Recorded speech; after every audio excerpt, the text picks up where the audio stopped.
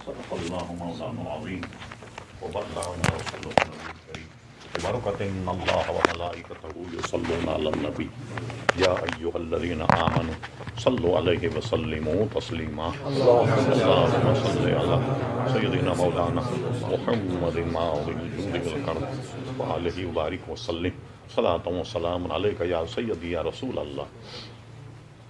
معزز حاضرین مجلس، یہ ہمارے راجہ بھائی کی محبت ہے کہ مسلسل یہ میرے آنے کے بعد رابطے میں رہے، مجھے یہاں حاضری دینی. میری حالت آپ دیکھ رہے ہیں کہ مجھ سے نہ چلا جاتا ہے نہ بولا جاتا ہے. تقریباً 2-2.5 سال کا عرصہ گزر گیا اور کئی سال تو ہو گئے مجھے بولے ہوئے کہ اب میں تقریر نہیں کر پاتا، بلکہ اب تو نماز بھی پڑھانے کے لائق نہیں رہا. اپنی مسجد میں نے ایک نائب امام رکھ لیا، میں خود بھی ان کے پیچھے نماز پڑھتا ہوں.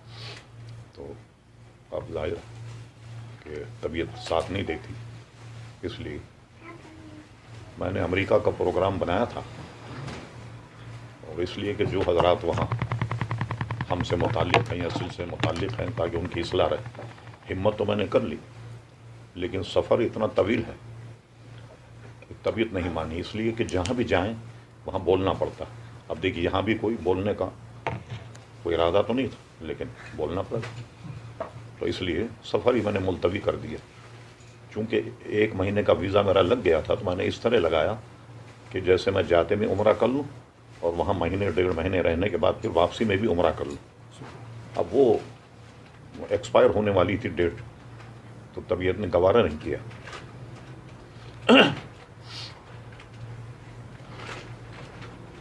کہ مدینہ شریف کا ویزا لگاؤ اور میں نہیں جاؤں، اس لیے میں حاضر ہو گیا. اپنی طبیعت کو سامنے رکھتے ہوئے چند باتیں کرتا. ارشاد باری تعالیٰ ہوا یا ایھا الذین آمنوا اتقوا اللہ، اے ایمان والوں اللہ سے ڈرو.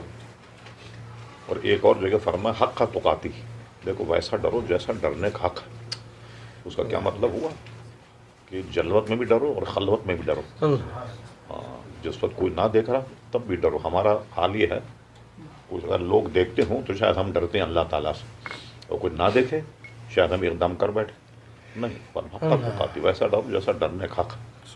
اور ولا تموتن، ہرگز نہ مرنا، الا وانتم مسلمون، ایسی حالت مرنا کہ تمہیں جب موت آئے تو ایمان کی حالت میں آئے. ہر آدمی آپ جانتے ہیں، سب کو معلوم ہے کہ مرنا، لیکن ہم نے کوئی تیاری نہیں کی. اب چند باتیں بتاتا ہوں امام جلال الدین سیوطی کے حوالے سے. دیکھیے کوئی آدمی آتا ہے، میں تو معمولی سا آدمی یہاں آیا، 10-20 لوگوں کو خبر تو ہوئی نا کہ بھائی مولانا آ رہے ہیں. اب ایک ملک الموت کا اتنا بڑا پیغام آ رہا، حضرت عزرائیل علیہ السلام، کوئی قاصد تو آنا چاہیے نا. بتایا کہ دیکھیے اتنا معزز فرشتہ جو ہے نا وہ آ رہا. یہ سوال کیا گیا ملک الموت سے، انہیں جواب دیا کہ ہاں میرے آنے سے پہلے میرے قاصد آتے ہیں. وہ کیا قاصد ہیں؟ فرمایا بالوں کا سفید ہونا، اللہ، بینائی کا کمزور ہونا، اور کان کا کمزور ہونا، یہ میرے قاصد. جب یہ آئے سمجھ لو کہ میں آنے والا، یعنی بڑھاپے کی علامت ہے. تو اس سے پہلے آدمی اپنا انتظام کرے. تو یہ تو ضمناً بات آ گئی. میں نے عرض کیا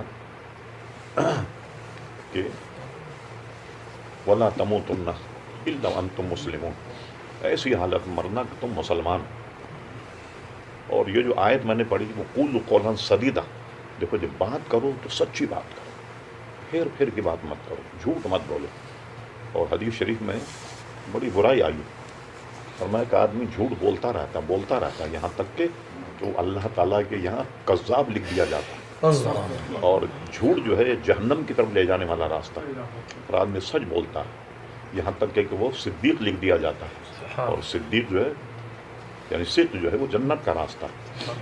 امام غزالی نے بیماریوں میں لکھا، زبان کی جو بیماریاں اس میں یہ لکھا کہ روزانہ آدمی کے جسم کے اعضاء اس کی زبان سے التجا کرتے ہیں خدا کے لیے، اللہ سے ڈرنا، ہماری خاطر ہم پہ رحم کرنا. اس کی وجہ کیا ہے؟ دیکھیے آدمی زبان سے بولتا ہے، ڈنڈا کہاں پڑتا ہے؟ سر پہ. کوئی مارے گا تو کہاں مارے گا؟ زبان کو تو ہی مارے گا، بدن پہ مارے گا، ہاتھ پہ مارے گا، ٹانگ پہ مارے گا، سارے اعضاء اس سے فریاد کرتے ہیں کہ ذرا خدا سے ڈرنا، کوئی ایسی بات ایسی نہ کرنا، کوئی مسئلہ ہو جائے. یہ ایک بات. اور دوسری یہ ہے کہ یہ زبان ہے ایک چھوٹی سی. دیکھیے آدمی بڑی سے بڑی شاندار غذا کھاتا ہے، کائے کے لیے کھاتا ہے کہ زبان کے مزے کے خاطر کھاتا ہے، حلال بھی کھاتا ہے، حرام بھی کھاتا ہے. ایک زبان کو تر کرنے کے لیے کتنی چیزیں کھاتا ہے آدمی. ٹھیک. اچھا زبان سے اتر جائے ختم ہوگی بات. حلق سے اترنے کے بعد نہ کوئی قورمہ ہے، نہ بریانی ہے، نہ زردہ ہے، نہ کوفتے ہیں، کچھ نہیں، سب ایک ہو کے رہ جاتے ہیں. تو اس کو سنبھالنا. اور صحیح ستہ میں حدیث موجود ہے جس سے حضور علیہ السلام کے اختیار کو پتہ لگتا ہے. فرمایا دو باتوں کہ تم مجھے ضمانت دے دو، میں تمہیں جنت کی ضمانت دیتا ہوں. سبحان اللہ. جنت کی ضمانت کون دے گا؟ جو جنت کا مالک ہے وہی دے گا نا بے جنت. شک بے شک. وہ دو باتیں فرمایا، وہ جو تمہارے دونوں جبڑوں کے درمیان ہے اور اپنی شرم گاہ، اس کی تم حفاظت کرو. جنت کی ضمانت میں دیتا ہوں. اللہ. جنت کی ضمانت دی حضور علیہ السلام. تو سچائی کی طرف چلے آپ. آج لوگ کہتے ہیں کہ بھائی جھوٹ بولے بغیر گزارا ہی نہیں. اب کیا اس میں جمہوریت چلتی ہے؟ پھر جھوٹ والے زیادہ ہیں کہ ہم بھی جھوٹ بولنے لگ جائیں. تو اب یہ تو ایسا ہے جیسے کہ آپ دیکھیں بھائی جمہوریت ہے، اس میں نمازی زیادہ ہیں یا بے نمازی زیادہ ہیں؟ بے نمازی زیادہ ہیں تو ہم بھی چھوڑ دیں گے اپنی نماز. ہاں تو اللہ اور اس کے رسول قوم کے مطابق سچائی اختیار کرو، چاہے کتنا ہی بڑا نقصان ہو. یہ سب نفسیاتی اور دماغی خلل ہے کہ ہم کہتے ہیں کہ بغیر جھوٹ کے گزارا نہیں ہوتا. یہ بالکل غلط. داتا گنج علی حجویری رضی اللہ عنہ نے اپنی کتاب کشف المحجوب میں حضرت حسن بصری کا ایک واقعہ نقل کیا. حسن بصری جو ہیں ان کا واقعہ نقل کیا کہ درود شریف اللہم صلی اللہ علیہ وسلم.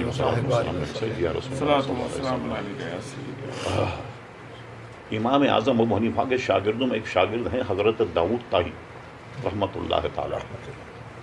یہ حضرت حسن بصری سے بیعت تھی. تو حسن بصری سے کوئی ایسی بات سرزد ہو گئی کہ خلیفہ وقت جو تھا ان پہ ناراض ہو گیا اور پولیس ان کے پیچھے لگ گئی. تو لگنے کے بعد وہ داؤد طائی رحمۃ اللہ علیہ کے گھر میں آن کر کے چھپ گئے. سپاہی آ گئے، کہا کہ تم نے دیکھا ہے حسن بصری؟ داؤد طائی حالانکہ ان کے تو مرشد تھے. کل یہاں دیکھا؟ کہاں؟ کل اندر بیٹھے ہوں. اندر بیٹھے تھے. سپاہی چلے گئے، اندر جائزہ لیا، اس کے بعد آ گئے. کہنے لگے جھوٹ بول رہے، اندر تو کوئی نہیں، اور وہ اندر بیٹھے ہیں. سبحان اللہ. وہ گئے، مت ہی نہیں حسن بصری. سپاہی چلے گئے ڈھونڈ. پھر جب نکلے حضرت حسن بصری فرمایا مریض صاحب آپ نے تو مروا دیا تھا. اندر بیٹھے. فرمایا بات یہ ہے میری سچائی نے تمہاری جان بھی بچا لی اور میری جان بھی بچا لی. اللہ. اگر جھوٹ بولتا میں بھی مارا جاتا، تم بھی مارے جاتے. یہ سچائی کی برکت. اس لیے سچائی کو اختیار کیا جائے. قولوا قولا سدیدا، جب بولو سچی بات بولو. اب یہ زبان ہے، آپ دیکھیے اس سے چاہے گالی دیں آپ یا اللہ کی حمد و ثنا بیان کریں، تلاوت کریں، کتنے فائدے ہیں جو اٹھا سکے ہم زبان سے. تو اس کی حفاظت کرنی چاہیے. ہمیشہ سچ بولیں چاہے کتنا ہی بڑا آپ کا نقصان ہوتا. یہ دنیا کہتی جھوٹ کے بغیر گزارا نہیں ہوتا. یہ بالکل غلط. انشاءاللہ آپ سچ بولیے تو اس کی برکتیں دیکھیے آپ، جیسا میں نے ابھی بیان کیا داتا صاحب رحمۃ اللہ علیہ کے حوالے سے. وہ بھی شمار ایسے واقعات کہ جن پہ سچائی، سچ بولنے والے جو ہیں وہ ان پر تعریف تو ہوئی مگر اللہ تعالیٰ نے وہ کامیاب کیا. اور اس کو آپ اگر دیکھیں تو اس کا دیکھیے گا آپ کبھی حجاج کی سیرت کیسے کیسے اکابر صحابہ اور وہ تھے کیا کہتے ہیں اکابر جس کو اس نے قتل کیا، وہ بالکل اس کی سامنے کھڑے ہو کر ایسا سچ بولتے کہ پتہ تھا کہ میں یہ بولوں گا کہ یہ گردن مار دے گا میری، مگر نہیں ڈرتے تھے، سچ بولتے تھے. اگرچہ وہ جان سے چلے گئے، سچائی اپنے ساتھ لے گئے. جھوٹ انہوں نے نہیں کہا. بڑے بڑے لوگوں کو بلا کر اس نے کہا. بعض تو ایسے اکابر کو اس نے اپنے ہاتھ سے قتل کیا حجاج نے، جس میں سے ایک حضرت سعید بن جبیر تھے رضی اللہ عنہ. بے شمار ایسا بالکل اس کے منہ پر سچ بولتے، اور آپ جانتے ہیں کہ سچ جو ہے وہ بڑا کڑوا ہوتا ہے، اس کو برداشت کرنا چاہیے۔ پھر وہ ایک ایران کے رسالے میں نے پڑھا تھا تو وہ افسانوی، لیکن بات اس نے اچھی کہی۔ اس کا عنوان تھا سچ بولنا کتنا مشکل ہے۔ ایک خاتون کا بیٹا تھا، روزانہ پٹ کر کے آتا باہر جب جاتا، اس کی اماں نے پوچھا کیوں مارتے تجھے لوگ؟ کہنے اماں میں سچ بولتا ہوں اس لیے لوگ مجھے مارتے۔ کہتے کمال کر، سچ بولنے میں کوئی پٹائی ہوتی؟ کہنے ہاں میری تو ہوتی پٹائی۔ کہنے اچھا، کہنے اب یہ بتاتا ہوں دیکھیے پٹائی ہوتی ہے نہیں۔ اس نے اپنے اماں سے کہا کہ ابا کا انتقال کو کتنا عرصہ ہو گیا؟ ہو گئے ہوں گے 10-20 سال۔ کہنے اچھا پھر آپ یہ بتائی پھر یہ لپسٹک کیوں لگاتی، یہ گال سرخ کیوں کرتی؟ ابا تو ہے نہیں نا، کم بخت کا ہماری بلی ہم سے مطلب اس نے 2-4 ہاتھ کر، میں کہتا تھا کہ سچ بولنے سے پٹائی ہوتی، ہاں جھوٹ بولنے میں پٹائی نہیں ہوگی، لیکن سچائی کو اختیار کرے۔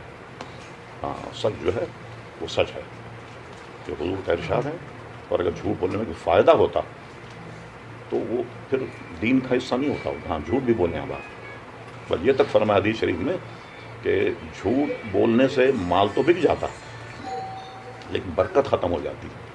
جو تائی حضرات ہیں ہاں پاکستانی کیٹی کو جاپانی کیٹی بنا کر کے بتاتے ہیں کہ مال تو بک جائے گا، برکت ختم ہو جائے گی جو ہے۔ اور اس کو دیکھیے آپ، ہر آدمی جو ہے وہ کہتا ہے کہ برکت نہیں، کیا بات، برکت ہی نہیں، لاکھوں کما رہے، کروڑوں کما رہے، برکت نہیں، تو جھوٹ سے کمائیں گے تو اس میں برکت بھی نہیں ہوگی۔ اس طرح کے بے شمار واقعات بیان کی جا سکتے ہیں، لیکن بہرحال اتنا میں نے عرض کر دیا کہ ہمیشہ سچائی کو اختیار کروں، جھوٹ پر کبھی گزارا مت کریں، بلکہ پرہیز کریں اس سے، بچوں کو بھی سکھائیں، خود بھی سچ بولیں تو انشاءاللہ تبارک و تعالی وقولوا قولا سدیدا یصلح لکم اعمالکم، تو کیا ہوگا؟ اللہ تعالیٰ تمہارے اعمال کی اصلاح کرے، یغفر لکم ذنوبکم، اور تمہارے گناہوں کو معاف فرما دے۔ کوئی حافظ صاحب ہیں، اس کے بعد کیا آیت؟ فقط فاز فوزا عظیما، کوئی یوتی اللہ رسول، اور جو اطاعت کرے اللہ اس کے رسول کی، فقط فاز فوزا عظیما، یہ ہیں وہ لوگ جو مراد کو پہنچنے والے ہیں۔ اگر نجات ہے، مراد کو پہنچنا ہے، یہ طریقہ اپنانا پڑے گا۔ صحیح، بس میں اتنا ہی کہہ سکتا تھا۔ اللہ تعالیٰ جزاک خیر۔